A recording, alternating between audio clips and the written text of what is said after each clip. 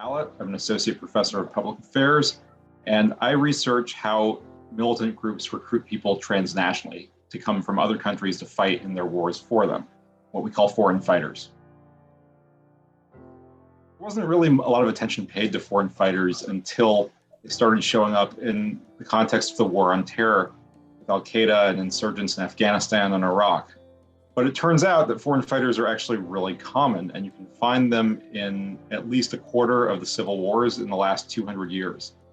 And it's important to note that foreign fighters are different from other terms we might use. They're not mercenaries because usually they don't get paid or don't get paid very much.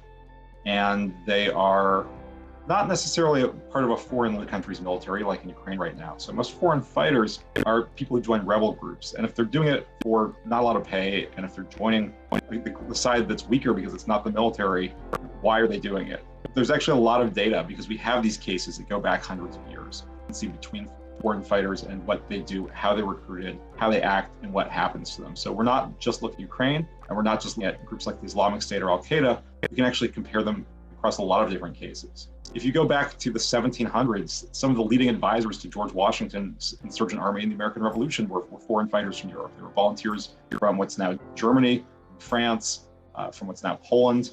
And they came because they had some grudge against the British Empire, because they believed in the cause of democracy and liberty, or in some cases because they wanted to get military skill home and fight against the empire dominating their country. And so we've seen foreign fighters going back to the very start of American history. The ones who fight for causes that we like the American Revolution, we honor as the most noble heroes. If you go down to the White House, all of the statues in Lafayette Park, Lafayette himself, a foreign fighter, are for different foreign volunteers in the American Revolution. And depending on the cause throughout history, we tend to celebrate them. You can think of cases you might have heard of, like the international brigades in the Spanish Civil War fighting fascism. They're before countries like the US got involved in World War II. We think of people like George Orwell and Ernest Hemingway who volunteered in that conflict, and we say, wow, that's really noble. But there were fascist volunteers coming on the other side as well from the US and other countries. And to them, they had just as strong motives. A lot of them were very religious Catholics, and they were told that in Spain, a communist government was out to start destroying the Catholic Church and help the Soviet Union take over the world. So we always see this frame of this implacable enemy is coming. You have to defend your community right now, whether it's a religious group or an ethnic group or an ideological community. They say don't matter whatever or whenever the conflict is. The rebel groups say it doesn't matter what your nationality is, we're part of the same people, whether we are an ethnic community or a religious group or an ideological group, we're the same people and we're under threat for our very existence, and governments aren't helping us. It's up to you as an individual to come and do something now before it's too late. Even when they're winning, you see this rhetoric that foreign fighters are coming to save a side while there's still time. And that's not probably something a very smart mercenary would do, to go to a side that's in deep trouble. But we also see that foreign fighters join desperate causes, not losing causes. They go to individuals can make a difference. And that's something I think that Ukraine has done very effectively in this conflict. Use social media just to say that individual people, whether they're Ukrainian farmers or foreign volunteers, can fight back and defeat the Russian army. And that's been really appealing to a lot of people who said that Russia is going to start World War III, going to overwhelm the West. It's important to save democracy while there's still time. So in that sense, the foreign fighters or foreign legionnaires that we're seeing in Ukraine today are really just like all of the foreign fighters that we see for the different causes throughout history. Even though foreign fighters have been around in all of these different wars and some really famous cases throughout history, there wasn't really a focus on them as a particular type of actor who was similar in different conflicts, or in some cases who went between multiple different conflicts. You've had foreign fighters go from one war to another. You've had some of them go home even 200 years ago and become involved in militant politics or domestic terrorism at home. But what really made people pay attention to foreign fighters was the case of the Islamic jihadi movements that went to Afghanistan in the 1980s when Russia or the Soviet Union invaded Afghanistan. And they said they were there to defend and liberate fellow Muslims from godless communists who were oppressing them. They received a lot of international support at the time. You can think of that being similar to volunteers in Ukraine today. But a lot of them came from countries where they were already considered terrorists. A lot of Middle Eastern countries in particular let people out of prison who were involved in radical politics to go fight in Afghanistan and figured they would get killed fighting Russia and they wouldn't be a problem anymore. That's not really how it worked out.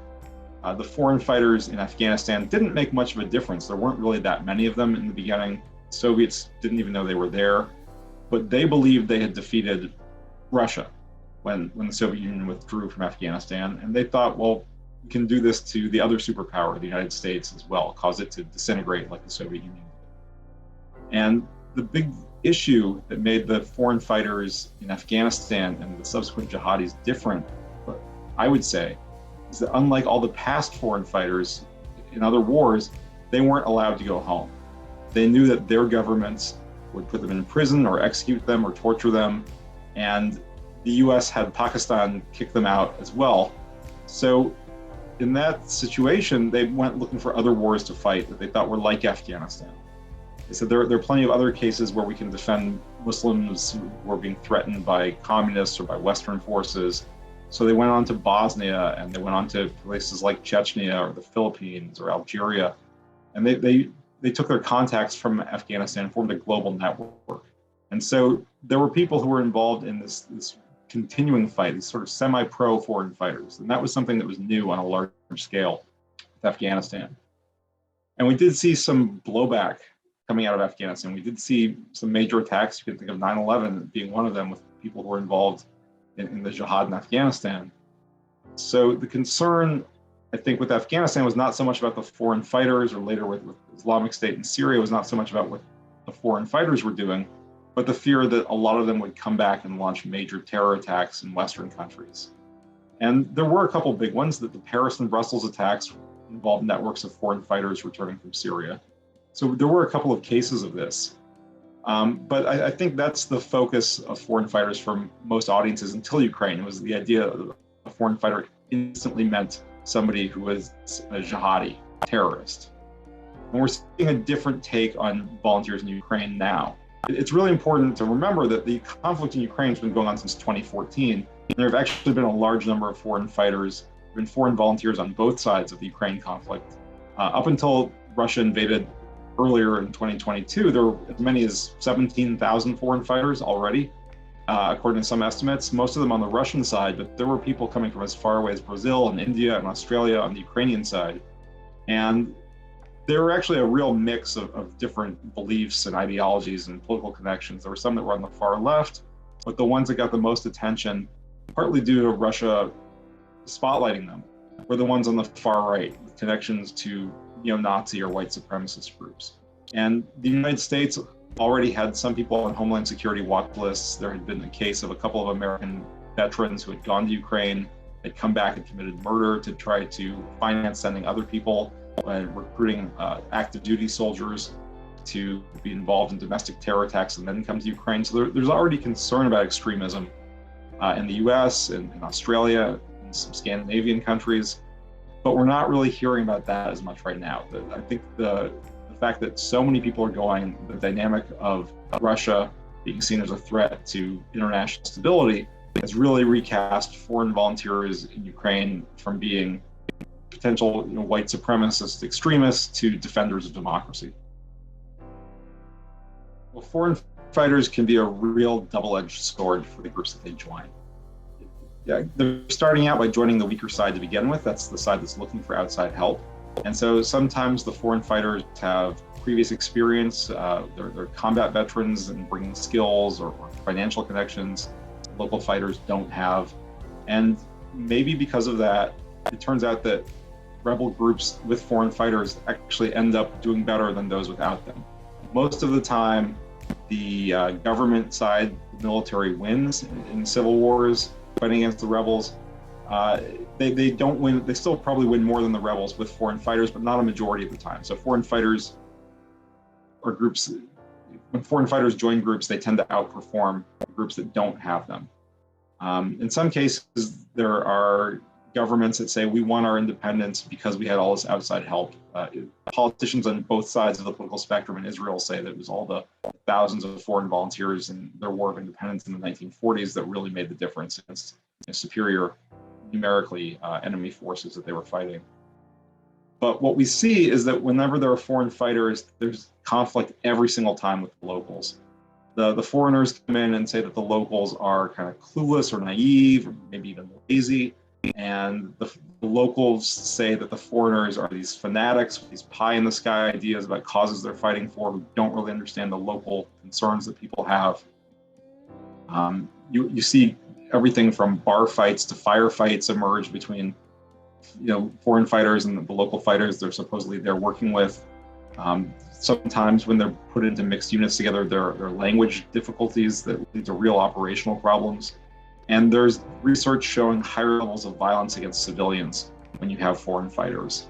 And there are very specific cases where you can see that they are used as death squads to attack local populations when local commanders don't have their own troops do that. We also see that local commanders will send out foreign fighters basically as cannon fodder. They get a lot of volunteers who are untrained or say that they're trained but don't turn out not to be, which is something we're seeing in Ukraine right now. And if you're maybe somewhat suspect to begin with and you don't have a lot of useful skills to bring to the table, they say, great, you want to make a difference, show us how it's done, go out there right now. And we see really high casualty rates, whether it's the Abraham Lincoln Brigade, which was the Americans who fought in Spain in the 1930s, or the Islamic State. We see consistently about 1/3 casualty rates across these different cases. So it's not really a good career move to become a foreign fighter. But if you go by with the argument that people are going because they believe it's a fight to the finish where they have to put everything on the table to defend their community, they're probably willing to take more risks than the locals anyway. So that is one concern about Ukraine, is that we are going to see perhaps less willingness to compromise by some of the foreign volunteers, maybe even more levels of violence against civilians, depending on where the conflict is being fought. And it could go the other way as well, right? Because Russia is bringing in its own foreign volunteers. Putin has said that all of the Westerners who are joining the Ukraine side are really mercenaries. They don't deserve any protection under international law. They won't be treated as prisoners of war. They might face execution. But at the same time, Russia is recruiting and paying a whole lot more to its own sets of what it just calls volunteers from places that Russian military and mercenary forces have been active in places like Syria, Libya, and the Central African Republic. So there might be higher levels of violence against Ukrainian civilians by forces that Russia is bringing in. The good news is that most foreign fighters do go home and simply settle back in their old lives and don't usually hear from them again. There's always a small handful, and it is a very small percentage, who become involved in domestic terrorism or other types of militant activities in their home country. And there's always a few that go on to wars elsewhere as career foreign fighters who have that experience and are more dangerous because of that. There aren't many of them that stay behind, and it's kind of funny that even in cases where they win national independence that they're fighting for, and you can think of Israel as an example of this, there were a couple hundred Americans fighting in Kosovo 20 years ago when it was breaking away from Yugoslavia. Other cases like that, the foreign fighters just go home. And I think this is because they believe that they're in this fight to defend the community, not because they're particularly looking for anything other than maybe some adventure while they're over there. And I think that's something that's pretty consistent. The jihadis that became the founders of Al-Qaeda and the Islamic State were different. They weren't able to go home. And you did have small numbers of them who married locals and settled down in places like Afghanistan or like Bosnia. But most of them were just going on to the next fight because they had nowhere else to go. And that's something that makes them historically unique. All these other movements of tens of thousands of foreign fighters, like in Spain, actually were assisted with repatriation by international organizations. They sent them home. They even gave them pocket money so that they would be able to make their way home and reintegrate. So one thing that we're seeing with Ukraine is that there are some people who've been very disaffected, which is not unusual for foreign fighters. They show up and say, this isn't really what I signed up for. They're not using me the right way. We've already seen a lot of people coming home to begin with. I wouldn't worry about them becoming involved in militant politics because they don't seem that committed to the cause. But as I mentioned before, you've had these networks of white supremacist groups who have used Ukraine as a training ground before. And Russia has certainly pointed that out. And the Ukrainian government a few years ago became very active in trying to shut these groups down and make sure that they didn't have control of resources, that they didn't cause a lot of trouble. There is still some component of white supremacists or far-right extremism. There's some foreigners who've managed to stay there over the years, and it'll be interesting to see if they absorb any kind of new leadership role, or if there's a real attempt to marginalize them, to say this is not what Ukraine is fighting for because of the international support it's trying to get as a champion of the West and democracy.